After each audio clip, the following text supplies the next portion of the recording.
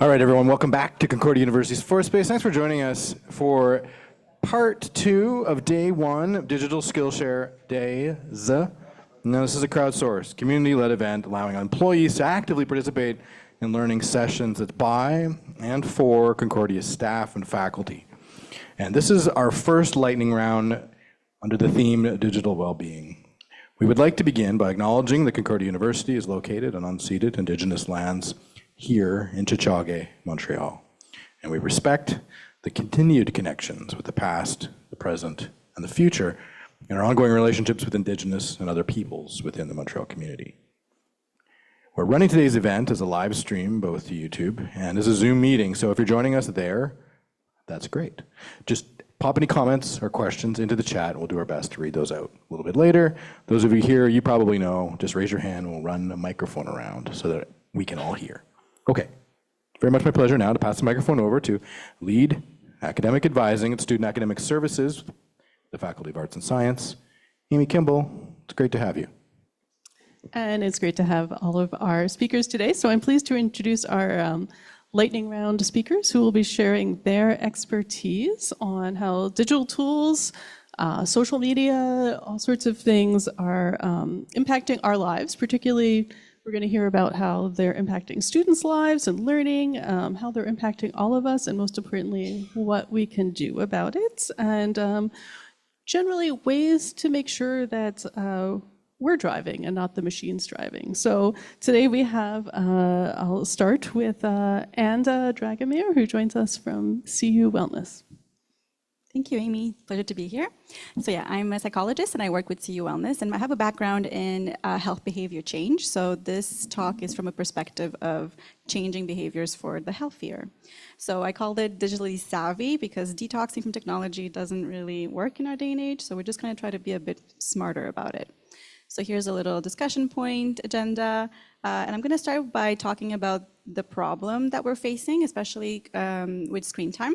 So this is just some stats. The average American spends almost 7 hours per day looking at a screen. In America, that average is a bit higher, and we're talking about almost 3.5 hours of desktop consumption and almost just as much of mobile consumption. So I think a lot of us can recognize those kinds of numbers, and hopefully we are under those, but you know, the more the merrier, I guess. We're all kind of in the same challenge. The TikTok problem is a particularly pernicious one, and we can see that the average user allegedly spends up to 35 hours per month on TikTok, and I really think that is quite low for our younger population. Probably even higher, rather, for a longer population. For TikTok, the users open their apps up to 19 times a day and stay for more than 11 minutes per session, which is 4 times longer than an Instagram session. And for children, that globally, that average goes up to 75 minutes per day on TikTok. So we're really not doing quite very well. But also the problem is understandable, knowing how these social media apps hack into our brains and rewire our reward mechanisms and really make measurable changes to our brain structures. So the challenge isn't just theoretical, it's really, really quite practical. And the same mechanisms that make gambling so addictive are actually built into all of our social media apps or the social media platforms. And what happens is it's the randomness of when will I get the next great video that I was going to, hit that dopamine rush? When is that going to happen? And the fact that it's called a variable reward timing, our brain is constantly on the lookout for the next video. So we're just brought back and back and back again. Also, the infinite scrolling that TikTok and other scrolling-based apps offer, eliminates any natural endpoint, so you can just technically be there forever. So this is kind of to give you a little bit of compassion towards your brain, because we're all faced with the smartest people in the world who make the most addictive applications. But how do we get into healthier habits? That's my job as a psychologist, to kind of help you through that. Healthier habits in technology, we want to acknowledge that willpower isn't enough. What we look at in terms of, the research has shown that factors such as motivation, confidence, smart crafted goals, as well as self-compassion are the main ingredients for change. And we want to really be on the lookout that associating an unpleasant emotion such as guilt and shame is not likely to maintain a positive behavior. So making yourself feel bad for your behaviors is likely to make you want to just hide away and avoid and maybe continue to distract yourself with the app. What we want to talk about in terms of SMART goals is really smartly crafted. So think about SMART as an acronym for specific, measurable, achievable, relevant, and timely. And what we're saying here is if you say, I will stop scrolling forever, every day, so I can be better forever and always, that's not a really SMART goal, but we can craft this better by saying, I will reduce scrolling to 30 minutes per day on weeknights, because I would like to finish a book and that's relevant to my objectives. And I would try this for a month and see what happens after. So really we're talking about reducing the all or nothingness of it, reducing the shame component, and bringing some more relevant and achievable goals. Also, I want to bring to this talk the idea of digital tools for the digital detox, because we know we're going to fight fire with fire, or acknowledge that modern problems require modern solutions. Most of our jobs these days are emails, so we're always stuck in front of our computers. We can't really run away. AI is becoming ubiquitous, and if we don't jump on the bandwagon, we're going to be left behind. So we really have to play with the game that is being dealt to us. And why not include the digital tool into our behavior to hit the problem right where it is. So I have a couple of specific apps that I'd like to recommend. These are free apps. Nobody's making profit off of them, not me especially. And the first one I'd like to talk about is Finch. This is a little bird that lives in your pocket, and it's like a Tamagotchi for your self-care. You plug in healthy behaviors that you want to do daily. You do them, you get points. The Finch gets travel tickets to travel the world, go to Hawaii or Japan, and you get to travel with him sort of in your mind. It's very sweet.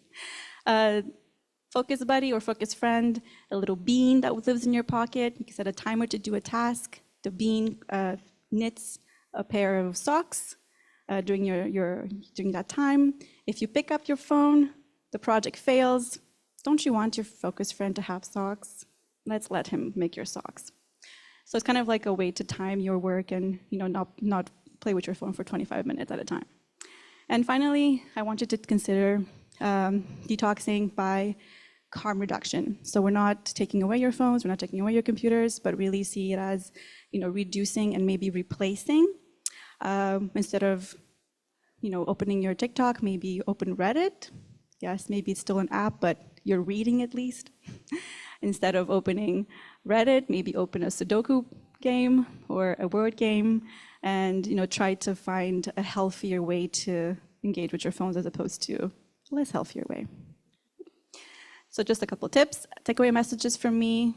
Something is better than nothing. More is better than less. Start with something. So that's kind of like the message I want to leave you with. The challenge is huge. We are up against the biggest brains in the world who are actively trying to buy our attention, and it's working.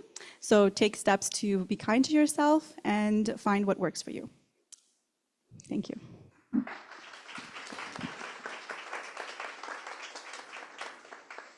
Does anyone have any questions for Anza?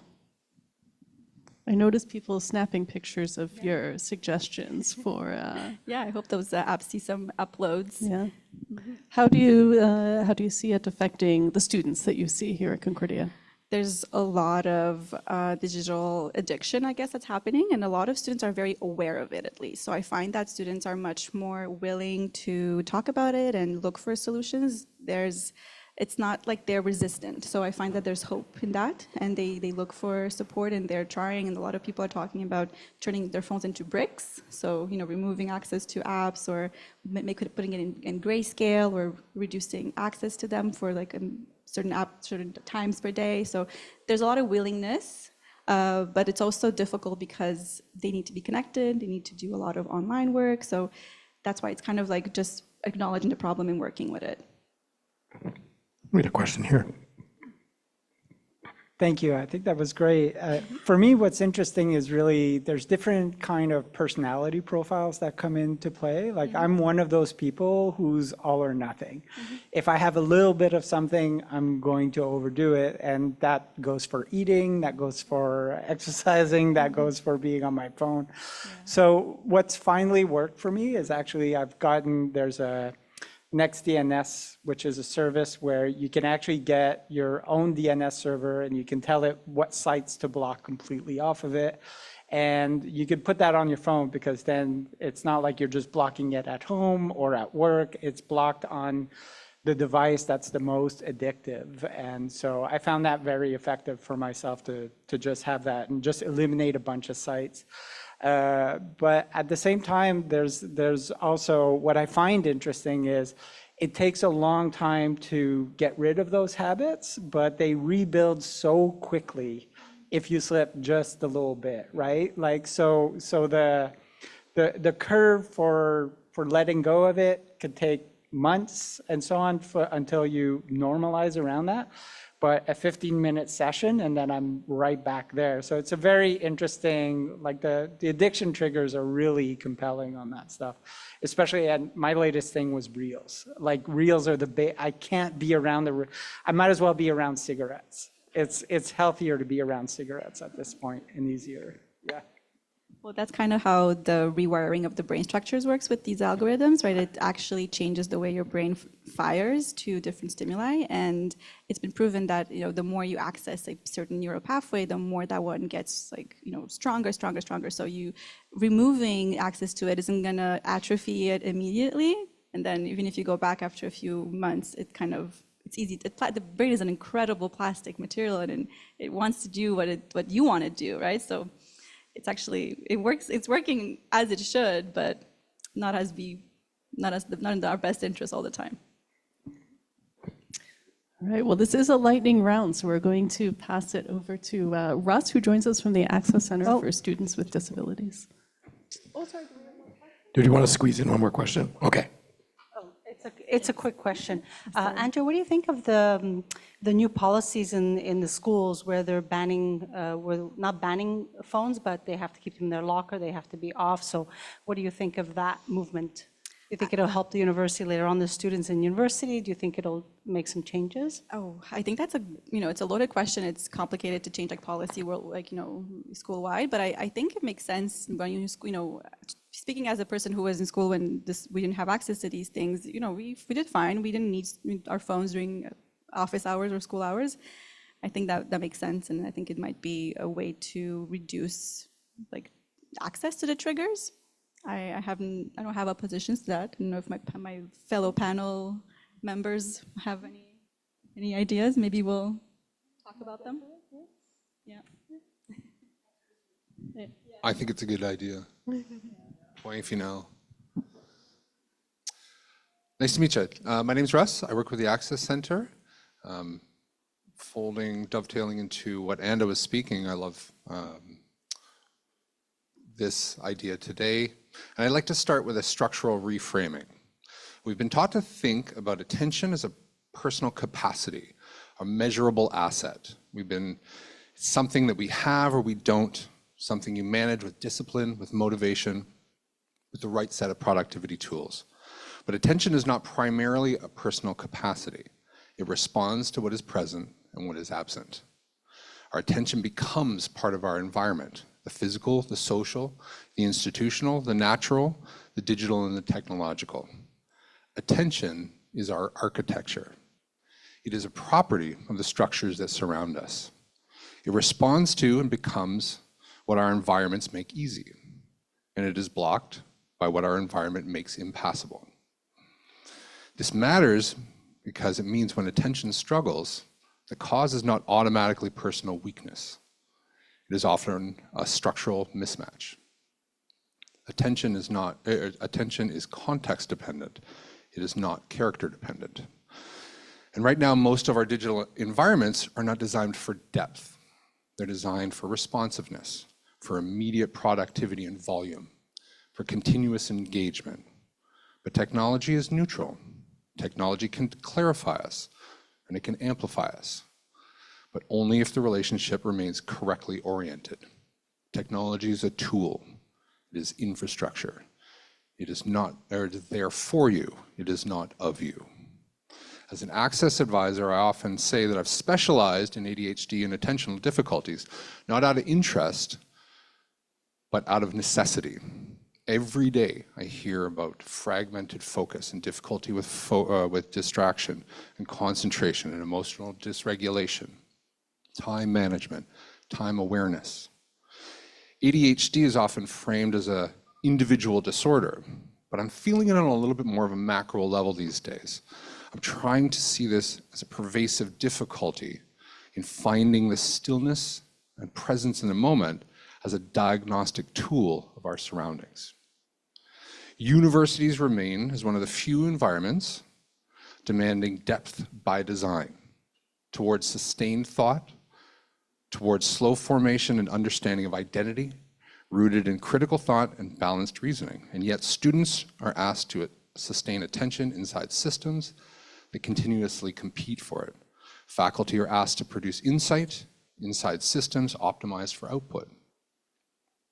Staff like myself are asked to support human complexity through impersonal digital interfaces that limit meaningful interaction. And when attention degrades, individuals can internalize that failure, and larger systems can begin to show cracks, not because we're incapable, but because the architecture surrounding us produces fragmentation as the default state. But this fragmentation is not a failing, it is feedback. It is telling us something important about the relationship between human nervous systems and the modern environments. When we understand our attention as architecture, we gain a new leverage. We stop asking, how can I fix myself? We start asking, what structures would allow my attention to naturally organize? Sometimes the intervention is small, turning off your phone for an hour, allowing time for uninterrupted thought, staring at a blank wall for 5 minutes, time in nature. Not as a productivity technique, but as a structural condition. When something matters deeply and personally, attention arrives without force. It becomes effortless. This is true in art, it is true in learning, it is true in research, it is true in relationship. Attention follows meaning. It is the precursor to emotion and action. So part of a functional attention architecture is not just removing distraction, it is increasing meaningful connection to what we're doing and where we direct our attention. Not the rejection of technology, but a conscious relationship to it. Using technology as an instrument of our development. And this is the opportunity I feel in front of us, especially at a university. Attention is not disappearing and it is not in deficit, it is adapting. So how can we define, or how can we design environments that respect the naturally evolving mechanics of attention? Not to control it, not to harvest it, but to support it. After all, it's not something we command. Attention is something we invite in and we host. An architecture that we create will determine whether it stays. Thank you.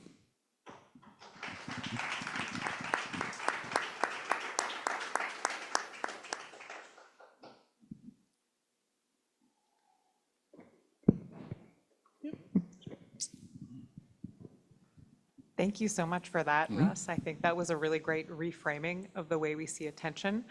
I really liked it. It was very theoretical.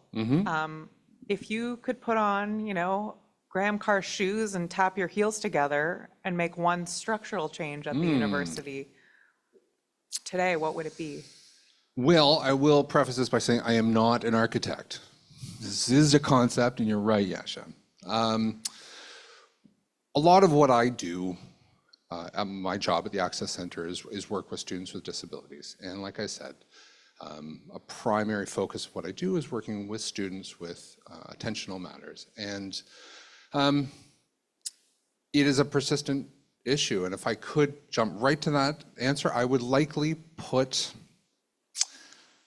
make maybe the interface with school less dependent on technology and a little bit more on Introspection, your experiential learning. I know that Concordia spent a lot of energy on that experiential learning component, and it's inextricable technology with the learning environment. However,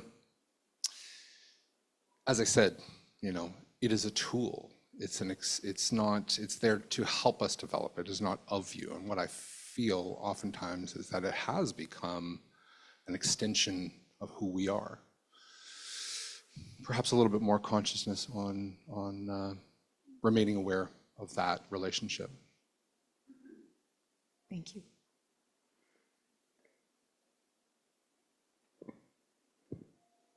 Any other questions? Thank you.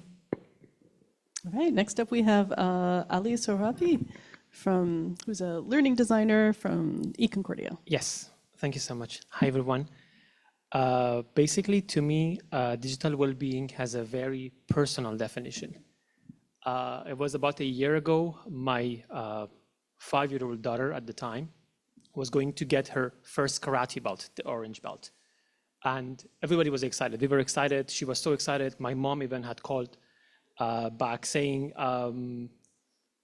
please capture the video. We want to see, we want to enjoy. So we were so ready. Everything was there. We went to the dojo. It was so packed, and she was next in line. So I grabbed my phone, took it out to capture the video. There was a message from a professor that I had sent something, and I wanted her confirmation on something. So I opened it and I started reading. It wasn't important. It wasn't even the response I was waiting for. And when I looked up, my daughter was already off the stage, proudly wearing her orange belt, but I didn't see the moment. I didn't capture it. And I never forget that moment, because it was the moment that could never probably come back. So that moment was digital well-being became real to me. So this comes from that experience. Maybe I'm not an expert in digital well-being, so what I'm saying is going to be based on my experience of what I have gained. Well, basically, we always blame technology for distracting us, and we never think that triggers are everywhere. Triggers could be the aroma of coffee that is in the kitchen, or the cookies when you open the cupboard, or anything that basically our brain works based on predictions. Whenever the prediction is not going the way we want, we're distracted. So I'm talking, now I stand up. So I distracted you. That is so easy because you didn't expect me. This is a panel, everybody should be sitting. So this is how distraction works. But it's not always the external triggers that we should be focusing on. Think of the moment that you start your work, and after some minutes, for no reason, you stand up, you go to the other room, you go to the kitchen, you send a message to a friend. You were working, but there was no specific external trigger. Many neuroscientists believe that distraction often starts from inside, internally, with feelings of boredom, anxiety, stress, uncertainty, loneliness, and fatigue. So in other words, when we are not basically escaping technology, sometimes we are escaping discomfort. That's why many psychologists believe that time management is basically pain management or discomfort management. You have to plan your, let's say, discomfort. While we cannot always control the thoughts or feelings, we can control how we respond to them.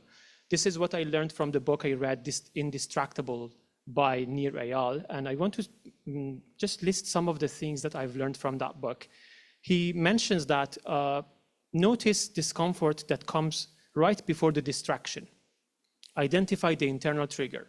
I'm working, I feel the urge to send something to a friend or go to the kitchen for no reason because there's no trigger. Try to write the trigger down, write it down. What causes this feeling? Was it anxiety? Was it boredom? Is it because the project is so long? Is it the project is so boring? Is it because you're simply tired? And then be mindful of it and look at it, as she mentioned, curiously instead of judging yourself. And then he mentioned some very nice rules. For example, there is a 10-minute rule. It says, whenever there is an urge coming to you, tell yourself, okay, let's do it 10 minutes later. And then because our feelings are like waves, most probably that urge goes away, or at least you, let's say, decided what to do with your time. So he believes in these moments of transition when you want to switch your tasks from one task to the other one. He also mentions real social connections. So the urge to send something to a friend comes from loneliness. So get together with them, spend some time with them. Or maybe sometimes you simply need a vacation or need some escape from your work. So digital well-being is not about rejecting technology, it's not about working so much on your willpower, or on our willpower.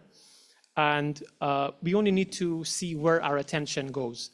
And probably if I want to give you some homework for tomorrow, maybe before you reach out to your phone or before you, when in the middle of something you want to switch tasks, just think, what am I feeling right now? Is it where my attention needs to be? Is it where I want my attention to be? And for me now, it's just a very personal story. As I said, whenever now I take my phone to capture a very important moment, I ask myself, am I capturing this moment or am I missing it? Thank you very much.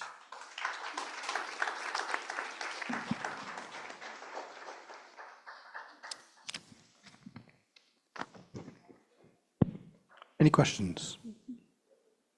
Ali, I'll ask you a question. So as you're an educational designer, you spend your life, and I think we've all hit on this, sort of like our lives, our work lives are on in front of screens. How do you balance that, find that you can balance that where, you're making time outside of work, or you're, when so much of your life is technology, how do you turn it off? Basically, I think that's a very nice question. For me personally, all notifications are off on my phone. There is no notification. So nothing can bother me. Nothing can bother me, especially after that experience that I mentioned. Unless, for example, because my parents are not living here, there is just one messenger that they send me messages, that's on, and it's, that is the only one that can, let's say, call me, let's say. The other thing is that I've created some, I try to create some phone-free moments in my life. And I think this would work. So for example, I dedicate chunks of work for myself. So I'm going to work on this project for 30 minutes, no distraction, I wouldn't answer anybody's calls, and I wouldn't respond to emails. After this, I give myself a kind of reward. So now you have 2 minutes, 5 minutes, 10 minutes to go do whatever you want.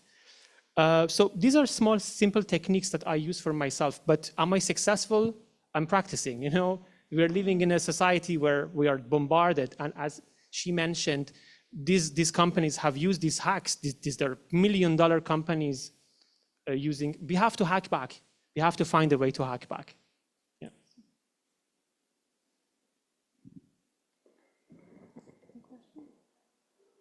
Not seeing any questions here? Okay. Just one thing, because my colleague Duru is going to talk about digital well-being tomorrow, so I really invite you to join tomorrow, Wednesday, at 2 p.m. It's more detailed about the small habits and tricks backed by research that can actually make big difference in how we work and how we feel every day.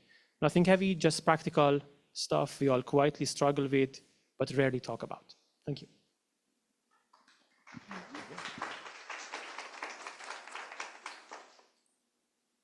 So now we have somebody else who spends a lot of time with technology and has found ways to make sure that he's in control. So Sean from the Digital Sandbox. Yep, Technology Sandbox, straight upstairs from here.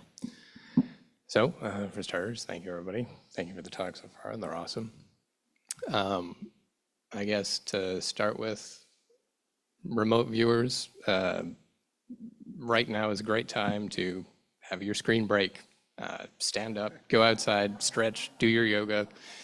My rambling's not important. If you really want to watch it, it's recorded anyways, right? Yeah. So with that out of the way, for the people who are physically stuck here, I'm not an academic, so I've got lived experience to go based off of, but I have spent the past 20 years with my main hobby being trying to exert control over my technology and my digital life. My phone runs a custom firmware. My computers all run custom operating systems. This is at least partially to avoid tracking. And we'll loop back to why that's important in a second. I'd like to debate one point that Ross made, that technology is neutral. In general, that's true. A shovel is definitely neutral. When you wish to exert control over your shovel, a shovel does not fight you. Digital technology seems to be an exception to that. As we say, we've literally got to hack back to make the device that you paid for work for you. This is insane. What's my time, by the way? I forgot to start my own timer. Okay. So for a good example, students, they want to install an app they need for their coursework, or the Rave Guardian app, whatever it's called. They open their phone, they go to the App Store, they are immediately bombarded by apps. But it's worse than that. It already knows how old you are. If you're in a demographic that's susceptible to that, they're going to advertise TikTok. If you're a little older, Instagram. If you're a little older, Facebook. I wish.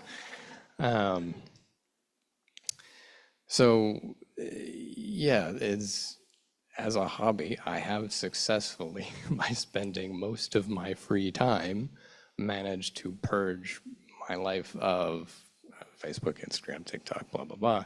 I'm, not using my Google accounts for anything anymore, not using Microsoft, et cetera, et cetera. Everything's self-hosted. But that's like a full-time job on top of a job. So what does everyone else do? Well, I guess there's a thought that I've been noodling quite strongly on for a long time now.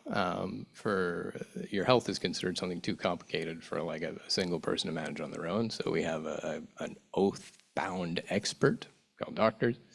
Similarly, the legal system, a little too complicated for one person to manage on their own, so we have an oath-bound expert.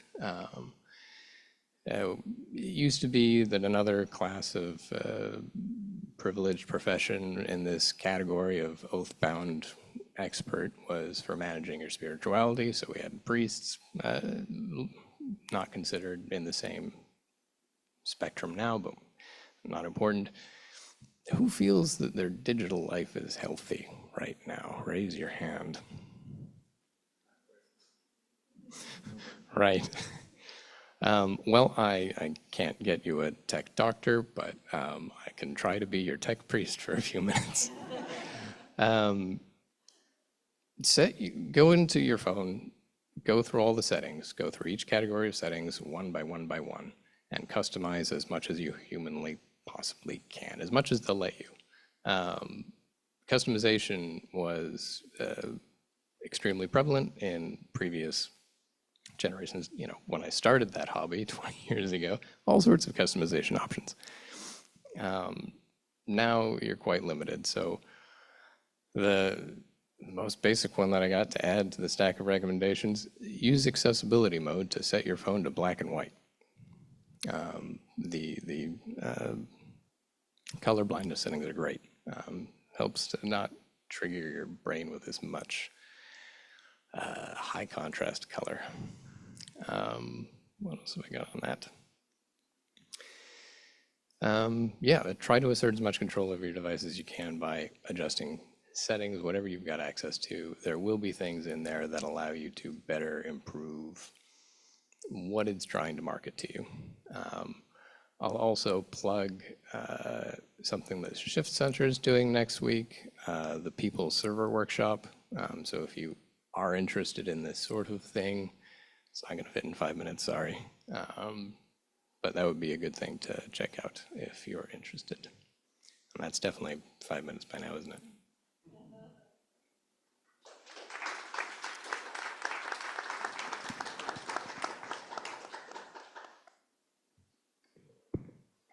We got a question up front.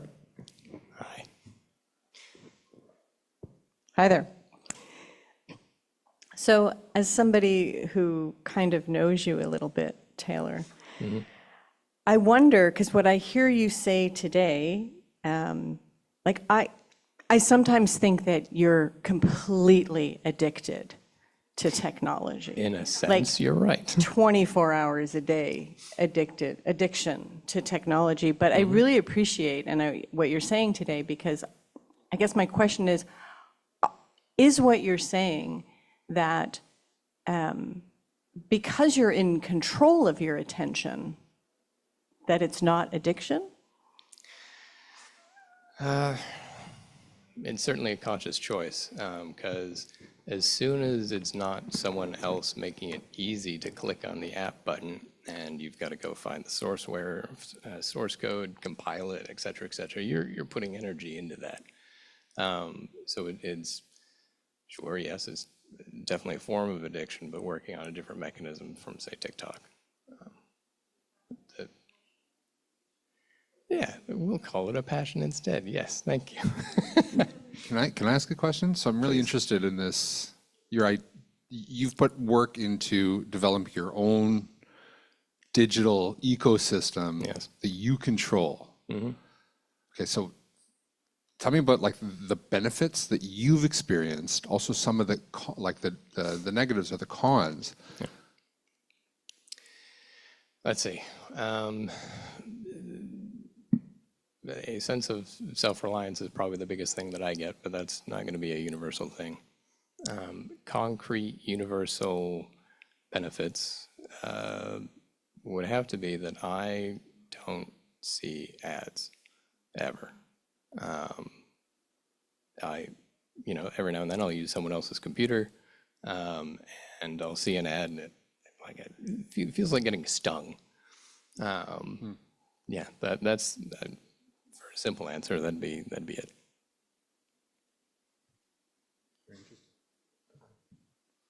Yep.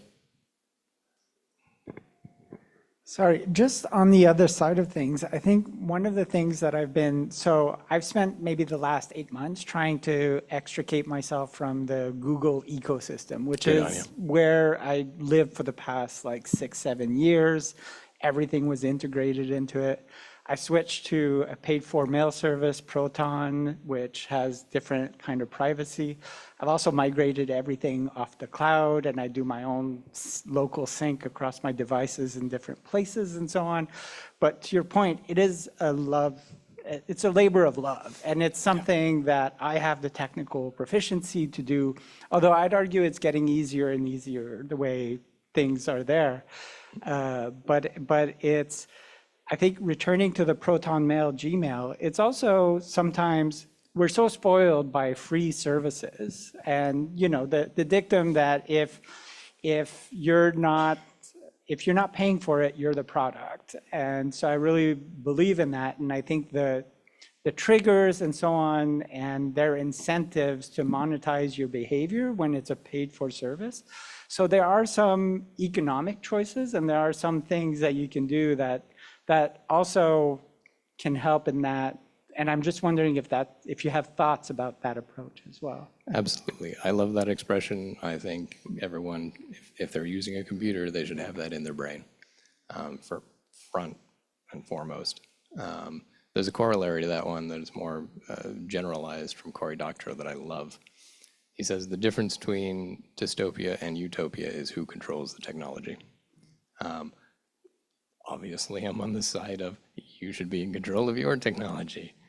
But yeah, for folks who have neither time nor money but still want to be part of society, sorry, that's not the kind of civilization we live in right now. We need to,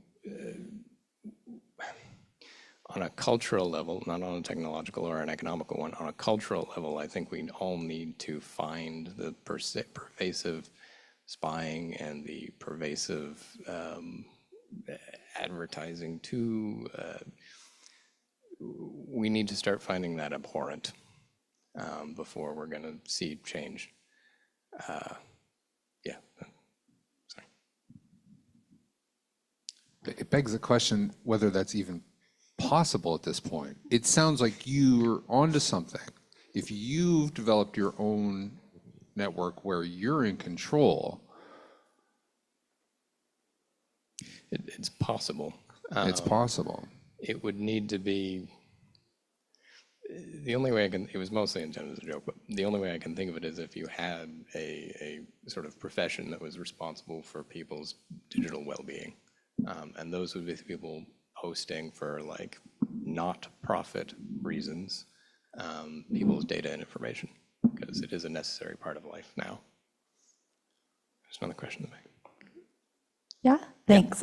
Excuse me. So I have a question that is going to be a bummer, and it could be a bummer, and I want to preface by saying, like, I really am not asking this to troll. Like, I genuinely am interested in what people have to say. I kind of perceive there as being a difference between, like, realizing that you're looking at your phone instead of looking at your kid's performance, and looking at your phone instead of writing your 8-page essay on a topic you didn't choose for your undergraduate course. Is there something there?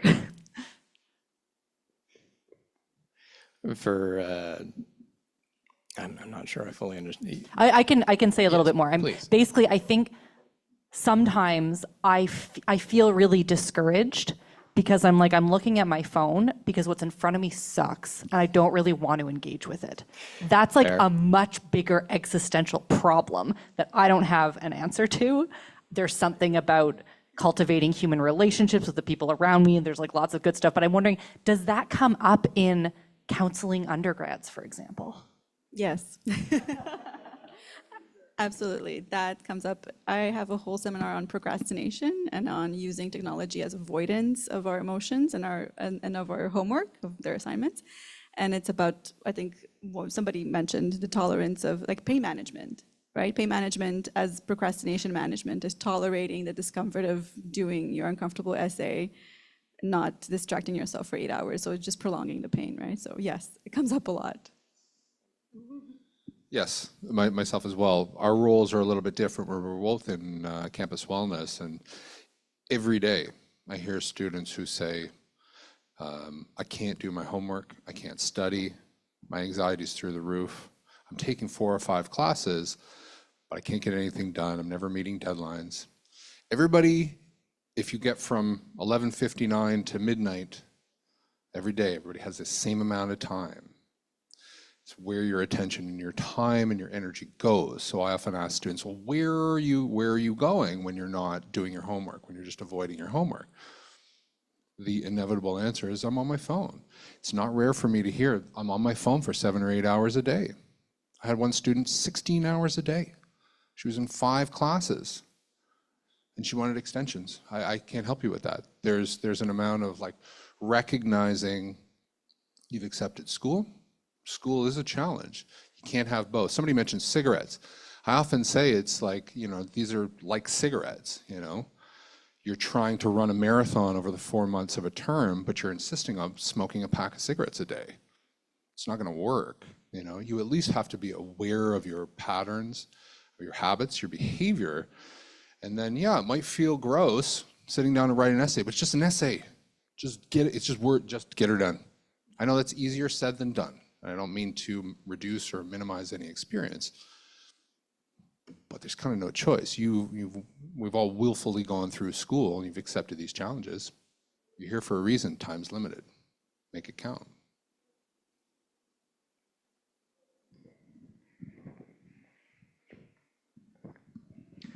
Thank you for your presentation. It's very interesting.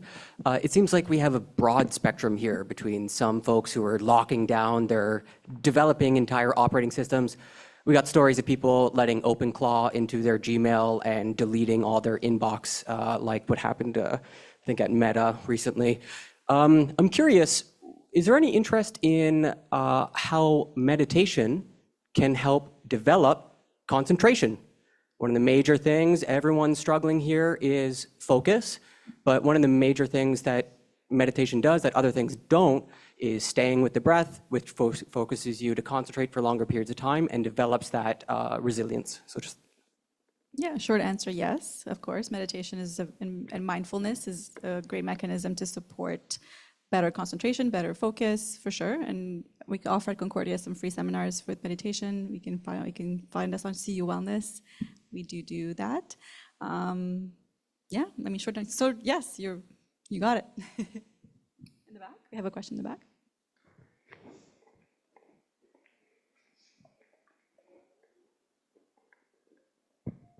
Thank you. Thanks, guys. Quick question for all of you. I love the pro tip. I've already switched my phone to black and white. Didn't even know I could do that. I'd like more pro tips, like actionable things. I'm not going to think about this philosophically. I don't have time. I'm on my phone too much. But if there's just small, takeaways that I can implement, what would they be? Again, black and white, go through the settings. I'm going to do that later, but that was great. So I'd like to hear from the other panelists if there's anything else that I can do real quick that I don't even know about. Did you catch my couple of apps at the beginning? I think it came in like 2 minutes after. Oh, sorry, you were on your phone. It's okay. Yeah. If you want to download Focus Friend, it's a little buddy in your pocket. It's free. It's a nonprofit app, and it basically puts timers on your phone when you can not touch it, and then your Focus Friend knits a pair of socks for you. And then if you pick up your phone, it loses the knitting project. That's a cute one. iPhone or Android?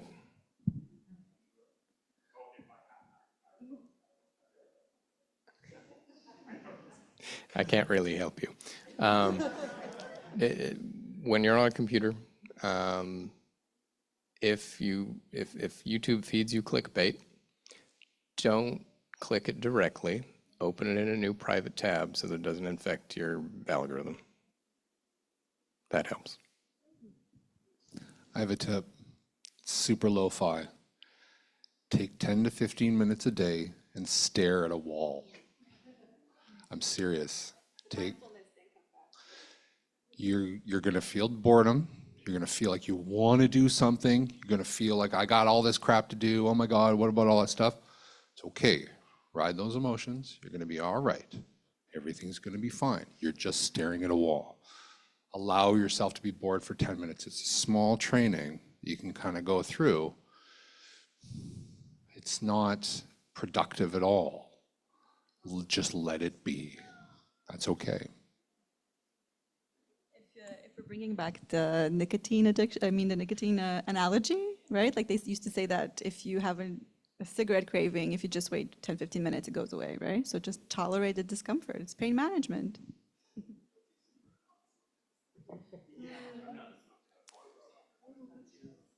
No comment.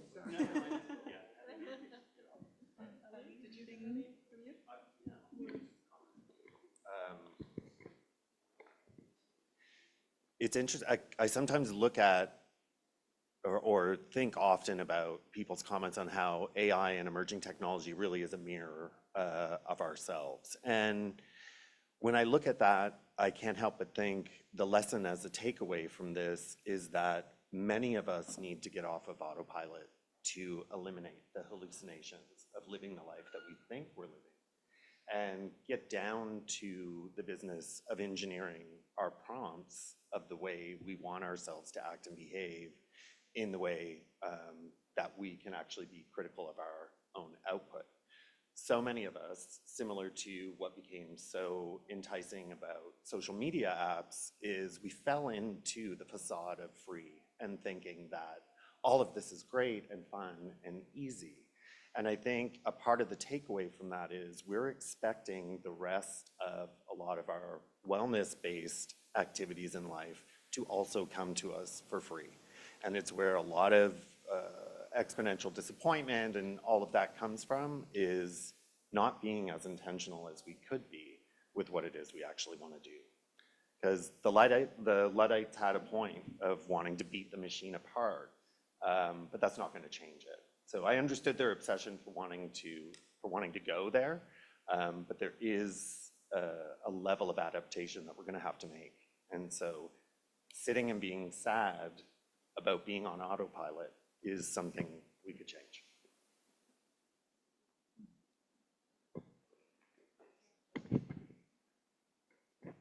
Hi, I wanted to thank you all for your insight, professionally speaking, but also from the personal aspect that each of you bring to this. It's really fascinating to watch and listen to. A comment and a question. The comment being for our first two panelists, I wanted to say thank you for addressing the being kind to yourself. I think we all have a tendency of knowing that these things are addictive, that our attention is shattered, and that just give ourselves a break, right? Can we do that? So thank you for addressing that as well. It's very, very helpful. The question I wanted to ask as well to the whole group, and those of you especially who work with the students at the university, we're seeing more and more, and I think you mentioned, Taylor, is that we should feel abhorrence towards some of the ways that our data is being used and shopped around, and we are the product and whatnot.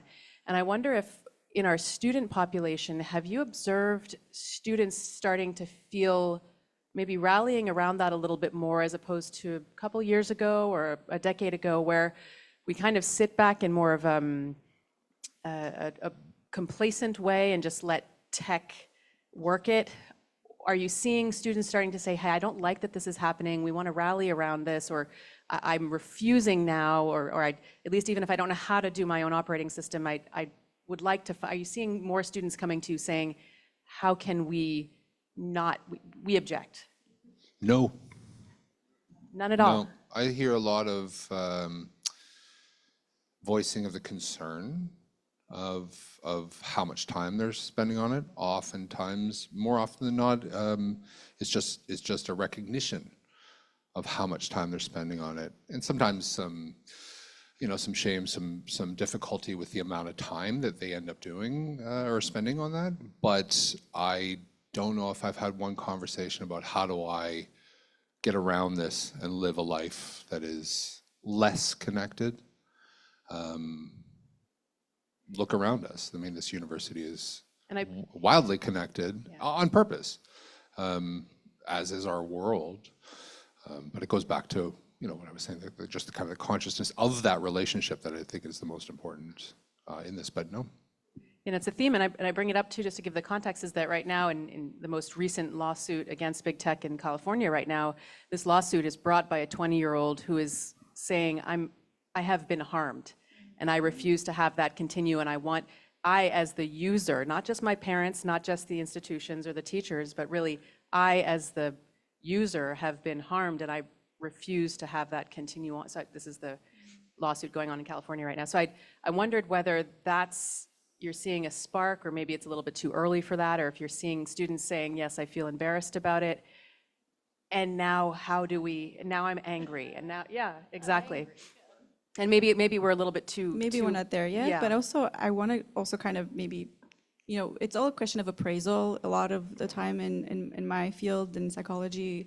It's all about how we appraise the situation. I think it's really important how the intentionality of the action, and also how we kind of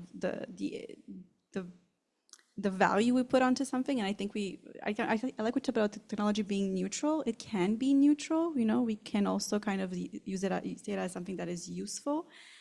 From my perspective, I got my PhD after the pandemic, and I started virtual therapy, which none of my mentors believed in before the pandemic, right? We didn't believe in therapy online. It wasn't a thing that, it was like, oh, that would be the least useful way.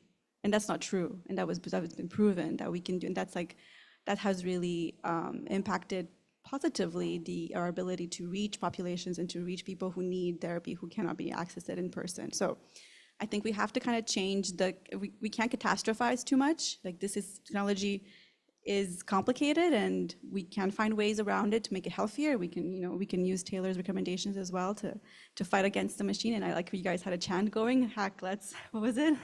Let's start hacking. Hack back, yeah. So yes, but also I think we can also, again, I think we have to maybe, we have sex ed in classes in schools and in high schools. Let's have tech safety as well. Like, let's teach the generation how to work with this better, so that we're not in peril. I don't know. I think we're probably at time. Yeah. Yeah. So thank you all. Thank you so much to our panelists. Great discussion. We'll continue it maybe amongst ourselves, but final thank you, and we'll get on to our next session.